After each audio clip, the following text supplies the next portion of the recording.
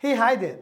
Now that you know what are the typical skills that required to become a data scientist, let's talk about a very important thing. What are the places you could be to become a data scientist? Now, typically, a bachelor's degree in computer science and information science is required to get a full-time job as a data scientist. But even if you're from other background like mechanical, civil, electronics, or even electrical, you can always easily get into this field.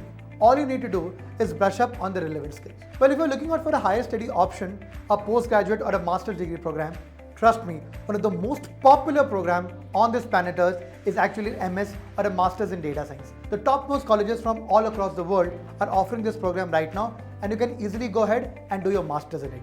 But wait a minute, to get into any top colleges with an admit or a scholarship, a strong profile is very, very important, right? And not if you think that maybe post-graduation is not the way forward, you can go ahead and you can do a lot of certification. A lot of tools needs to be learned, but wait.